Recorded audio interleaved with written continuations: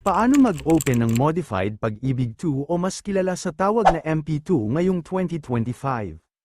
Talakayin natin yan, pero bago tayo mag-start, kung di ka pa nakasubscribe sa ating YouTube channel, click mo na ang subscribe button at ilike mo na din ang video na ito.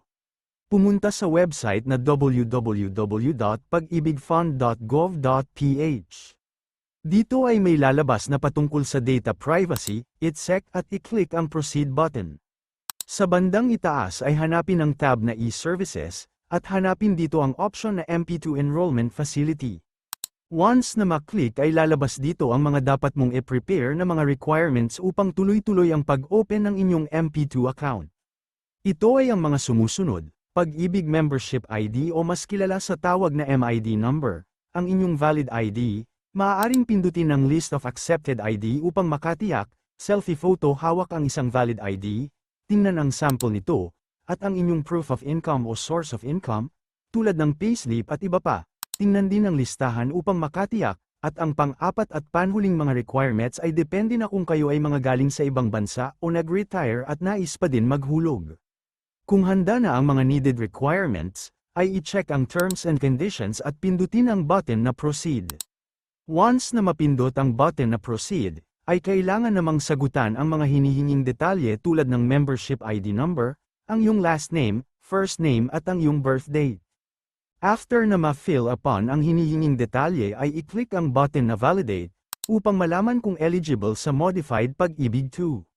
Once na maklik ang validate, ay tatanungin ka naman kung ikaw ay active member, pensioner, o dating natural-born citizen na nag-reacquire ng citizenship, piliin kung saan ka nabibilang na kategorya, at pindutin ang button na continue. After na ma-validate, lalabas dito kung ikaw ay eligible o hindi. Kung ikaw ay qualified mag-MP2 makikita mo rito na, you are eligible. Sa bandang ibaba ay kumpletuhin ang mga hinihingi pang impormasyon para sa mga contact details, tulad ng mobile number at email address, siguraduhin na tama ito sapagkat dito magsesend ng one-time PIN o OTP, para sa kumpirmasyon ng iyong MP2 enrollment. I-click ang proceed para makapagpatuloy.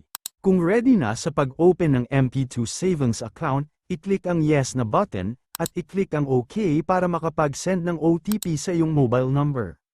Ilagay ang one-time PIN na marireceive sa iyong mobile number, o kung ikaw ay isang OFW ay marireceive ang OTP sa iyong email address. I-click ang proceed upang makapagpatuloy. Sa other information, makikita rito ang iba pang data patungkol sa iyong magiging MP2 savings account, tulad ng dividend payout, ito yung kung kailan mo kukunin ang iyong dividend, annually o kaya 5-year end term, sa kasalukuyan naka-intact lang siya sa 5-year end term, kung mag-e-enroll ka through online. Membership classification kung ikaw ay active member, pensioner at iba pa.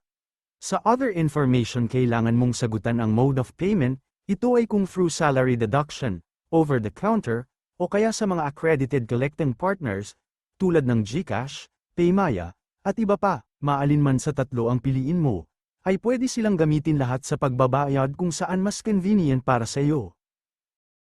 Sa Desired Monthly Savings, ay ilagay ang nais mong maging contribution sa MP2 kada buwan, ito ay survey lamang kung magkano ang magiging savings mo every month, para safe at sure, ay ilagay ang 500 pesos, ito yung minimum amount na maaari mong ibayad every transactions. Opo, pwede mag-pay ng ilang beses sa isang buwan, walang penalty at walang limit, basta every payment ay di dapat bababa sa 500 pesos.